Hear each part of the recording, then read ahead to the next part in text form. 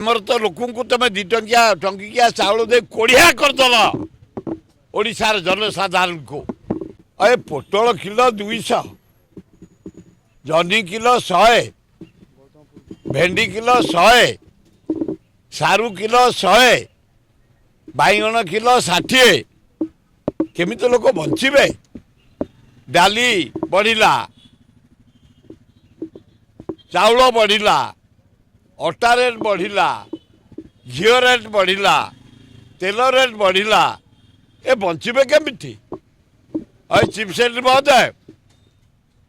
जदि परिवा आमर तो लोक तुम 2 टंकिया टंकिया चाउल दे कोड़िया करदल ओडिशार जनसाधारण को बाहर आउ कई शाग बिट पठाड़ीटा भी करूना पनीपरिया करूना कौन फसल करूना समस्ते निशा खाई बसिले गाँ गहली रे अपेक्षा कले आम बाहर राज्य आइले मूला कोबी आलू आसब वेस्ट बेंगल रु आम खाइबा पियाज आसब नासिक रु आम खाइबा अंडा आसब आंध्र रु आम खाइबा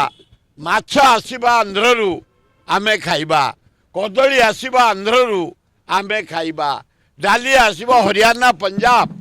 आम खाइबा लंका आसब बिहार रु आम खाइबा गहम खाइबा आम यूपी पंजाब हरियाणा ये केते दिन आम बाहर राज्य पर निर्भर करवा आमर तो कोल्ड स्टोरेज नहीं पनीपरिया कई कोढ़िया गलु आम बाहर बैगणटे भी पोतुनु करूनु भेंडीटे भी करूनु 60-70 टंका बैगण 100 टंका भेंडी जनी रेट हुए ही बढ़ला तेणु हे गवर्नर महोदय हे चीफ सेक्रेटरी महोदय तुरंत गोटे रिव्यू कर कहीं पनीपरिया रेट एत बढ़ी डाली चाउल रेट कहीं एत बढ़ी जो वीक रोचे ताकू टाइट कर एवं पनीपरिया लोक केमती गाँ गहली चाष करेंगे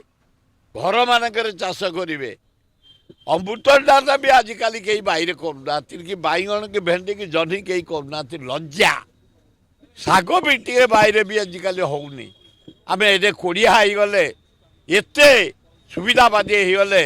लोन करी पनीपरिया किणवा माछ किणवा जमी बिक्री करवा ये आमर हाबिट से हाबिट की बंद करंतु टाइट करंतु रिव्यू करंतु कहीं दरदाम एत जोरे बढ़ी।